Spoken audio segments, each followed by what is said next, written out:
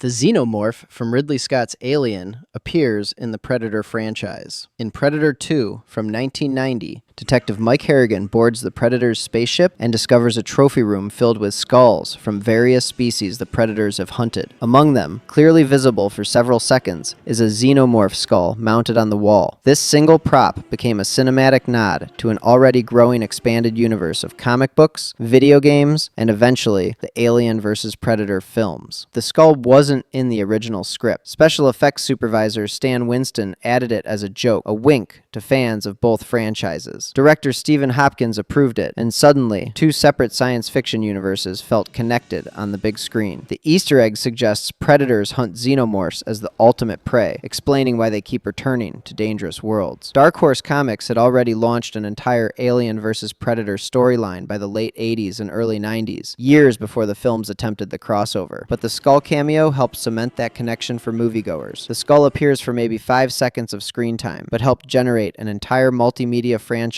worth hundreds of millions of dollars. It remains one of the most consequential Easter eggs in science fiction cinema, proving that sometimes a throwaway background detail can reshape entire fictional universes. The spinner police vehicle from Blade Runner shows up across multiple films. The flying car design appears in Soldier from 1998, written by Blade Runner screenwriter David Webb Peoples, who confirmed both films share the same universe. Director Paul W.S. Anderson included wrecked spinners in a junkyard scene, visible in the background as deliberate set dressing. The connection makes sense thematically. Both films explore what it means to be human in corporate-controlled dystopias. But the spinner Easter eggs don't stop there. Sharp-eyed viewers spotted spinner-like vehicles in The Fifth Element, though director Luc Besson never confirmed whether this was homage or coincidence. Ridley Scott's Prometheus includes monitors displaying technical readouts that match the spinner's design language, connecting the Alien universe to Blade Runner through visual DNA. The car became so iconic that replicas appear at science fiction conventions and museums worldwide. Sid Mead's original design influenced decades of science fiction vehicle aesthetics, establishing the template for how flying cars should look. The spinner represents a specific vision of future urban decay, and its appearances in other films carry that thematic weight. Each sighting suggests a world of corporate excess, environmental collapse, and noir-tinged technological dystopia. R2-D2 appears in more non-Star Wars films than any other droid. J.J. Abrams hid R2-D2 in Star Trek from 2009, visible for one frame on the Enterprise's engineering deck as a tiny detail in a field of space debris outside a window. This created the ultimate crossover for fans of both franchises, even if it lasted less than a second. Steven Spielberg included R2-D2 and C-3PO hieroglyphics on a wall in Raiders of the Lost Ark from 1981, visible in the Well of Souls scene where Indy and Sala lower the Ark. The hieroglyphics appear on a pillar in the background, a gift from George Lucas to his friend Spielberg. Close Encounters of the Third Kind features R2-D2 upside down on the bottom of the mothership in the final sequence, though this is disputed by some viewers. Transformers: Revenge of the Fallen shows R2-D2 in the background of a military hangar scene. James Gunn packed Guardians of the Galaxy Volume 2 with retro sci-fi references, but R2-D2 himself doesn't make a confirmed cameo there. These appearances span 4 decades and cross nearly every major science fiction franchise. R2-D2 has become shorthand for science fiction Easter egg, the default reference for directors wanting to signal their genre credentials. The droid's instantly recognizable silhouette makes it perfect for quick background cameos that reward attentive viewers without disrupting the narrative. E.T.'s species attends the Galactic Senate in Star Wars Episode 1, The Phantom Menace. During the Senate scene, where Queen Amidala calls for a vote of no confidence in Chancellor Valorum, 3 members of E.T.'s species appear in their own Senate pod. George Lucas included them as a tribute to Steven Spielberg, who had featured Star Wars toys and references in E.T. the Extraterrestrial 17 years earlier. According to fan accounts, viewers quickly noticed the callback and pointed it out to Spielberg. The appearance is completely canonical, meaning E.T.'s homeworld officially exists somewhere in the Star Wars galaxy. This creates a bizarre continuity problem, since E.T. takes place on Earth, in what appears to be our reality, while Star Wars occurs in a galaxy far, far away. Some fans theorize E.T. was an ambassador or explorer who crash-landed on Earth and desperately wanted to phone home to the Star Wars galaxy. The Senate scene suggests his species achieved space travel and became part of the galactic community. In E.T., when the alien sees a child dressed as Yoda for Halloween, he recognizes the costume and tries to follow the child, saying, "Home." This moment, combined with the Senate cameo, creates an unintended narrative where E.T. recognized Yoda's species and thought he'd found someone from his galaxy. It's a reciprocal Easter egg that spans both franchises and two of cinema's most influential directors. George Lucas's THX 1138 appears throughout his filmography and beyond. In Star Wars, Luke Skywalker and Han Solo rescue Princess Leia from detention block AA-23. But Luke tells the Death Star's intercom system he's transferring prisoner from cell block 1138. The number references Lucas's first feature film, THX 1138 from 1971. Lucas used the number repeatedly across the Star Wars saga. In The Phantom Menace, battle droid 1138 appears in multiple scenes. In A New Hope, the bay where the captured Millennium Falcon is held is docking bay 327, and a security monitor in the detention area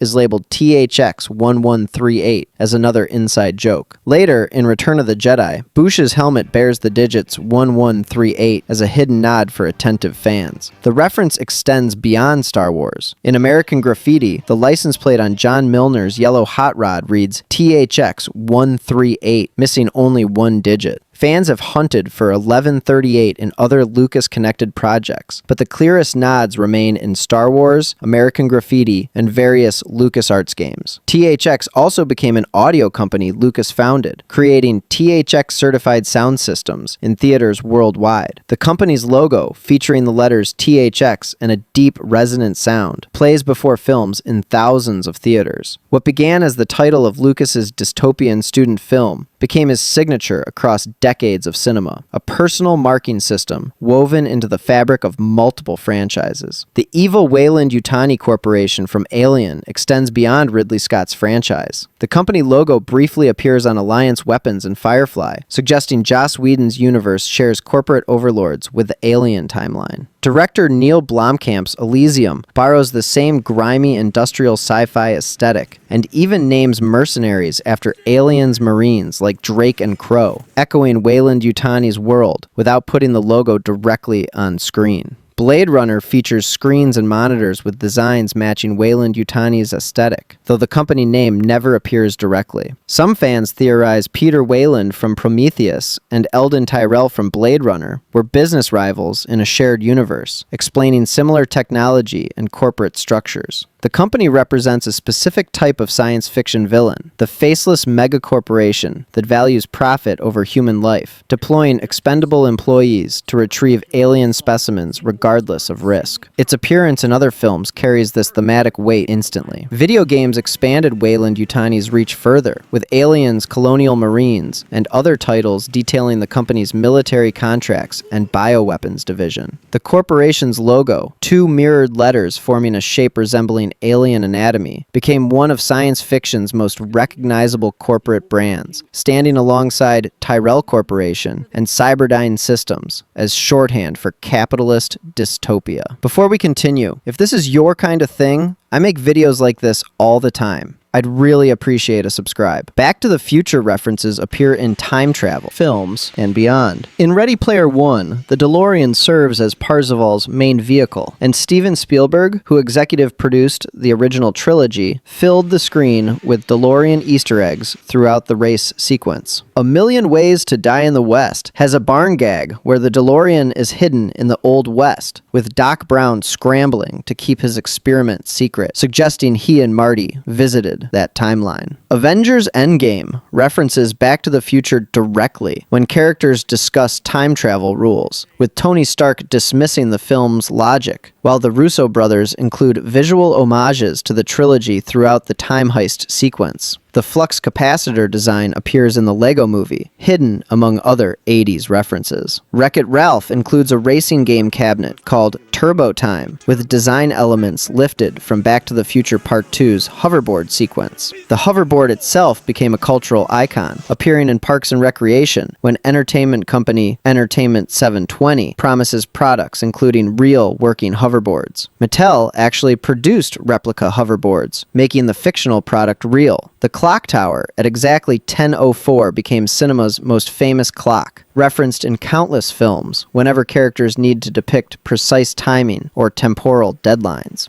The trilogy established templates for time travel storytelling that subsequent films either follow or deliberately subvert. Flynn's Arcade from Tron Legacy appears across Disney properties. In Wreck-It Ralph, the arcade contains multiple cabinets that match Flynn's arcade design, including Tron machines visible in the background. Disney's theme parks feature actual recreations of Flynn's Arcade in Tomorrowland sections, with working Tron and Space Paranoids arcade cabinets. Ralph Breaks the Internet includes code sequences that mirror Tron Legacy's visual style, with bright neon lines on dark backgrounds representing the digital world's infrastructure. The Tron Uprising animated series expanded the arcade's significance, revealing Flynn used it as a base of operations before disappearing into the digital world. In Guardians of the Galaxy, although not directly part of Disney at the time of filming, James Gunn included 80s arcade references that mirror Flynn's establishment. The actual arcade building used for exterior shots in Tron Legacy was a converted industrial space in Vancouver, but Disney turned the fictional location into a real arcade experience at Electronica, a temporary exhibit at Disney California Adventure that ran from 2010 to 2012. Visitors could play classic games in a recreation of Flynn's Arcade, complete with hidden passages and Tron memorabilia. The space represented more than nostalgia. It embodied the film's themes about the relationship between physical and digital worlds. References to Flynn's Arcade and other Disney properties suggest the entire Disney universe shares a timeline where Kevin Flynn revolutionized computer technology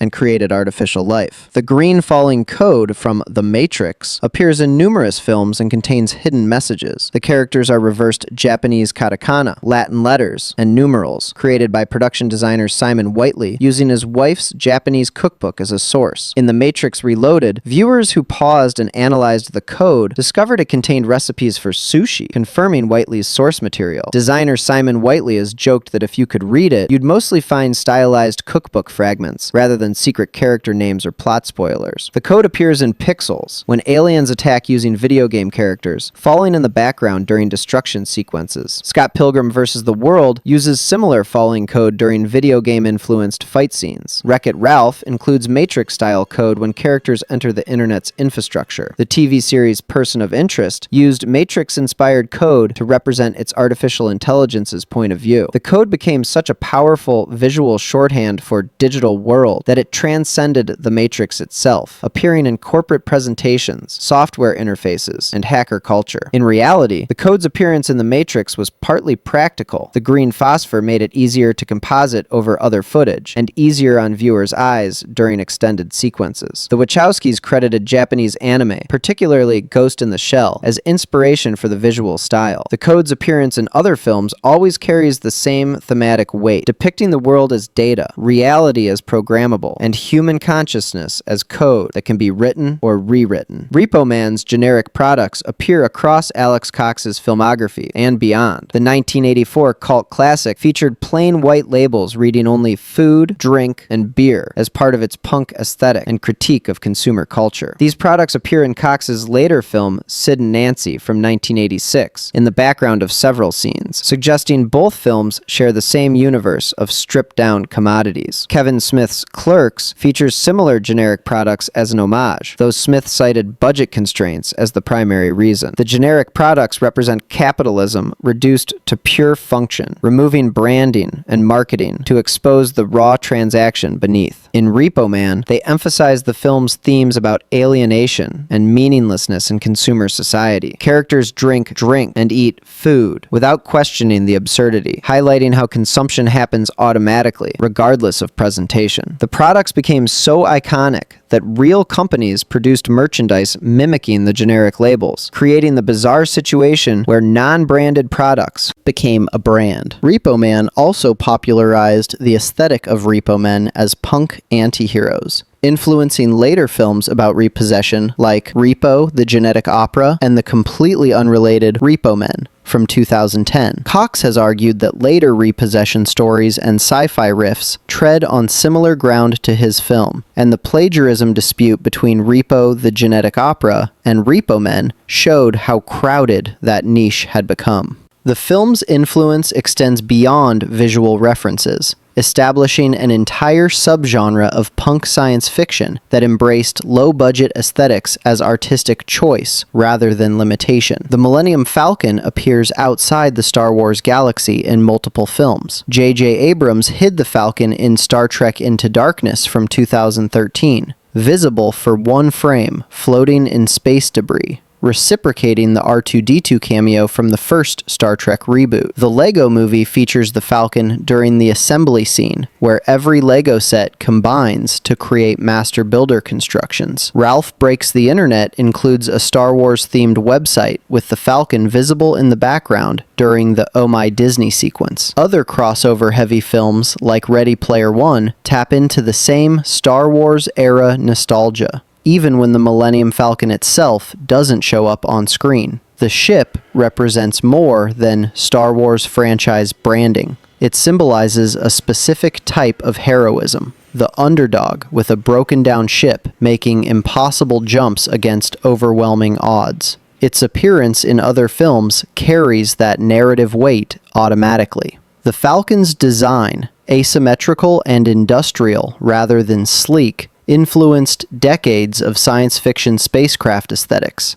establishing that heroes' ships could look worn and functional rather than pristine. Each cameo suggests universes where Star Wars exists as either fictional property or shared reality. The Terminator endoskeleton appears across multiple franchises beyond James Cameron's timeline. RoboCop from 1987 features Ed 209, a robot whose design deliberately contrasts with the Terminator aesthetic, and director Paul Verhoeven acknowledged the Terminator influence while distinguishing his robot's bulkier, less human-focused design. Iron Man includes a scene where Tony Stark's workshop contains a robotic arm, and eagle-eyed viewers spotted it's positioned exactly like a Terminator arm from Terminator 2: Judgment Day, a deliberate homage from Jon Favreau. The most significant crossover came in comics, where RoboCop vs. the Terminator depicted Skynet using RoboCop's technology to create advanced infiltration units. Dark Horse Comics produced multiple series connecting Cameron's universe to other franchises. The endoskeleton design, chrome skeleton with glowing red eyes, became the default aesthetic for killer robots in popular culture. Its appearance in other films instantly communicates threat level and technological sophistication. Cameron's design proved so influential that nearly every subsequent killer robot film either paid homage to or deliberately subverted the Terminator aesthetic, making it the template against which all fictional AI threats are measured. If you enjoyed this, subscribe so you never miss new content.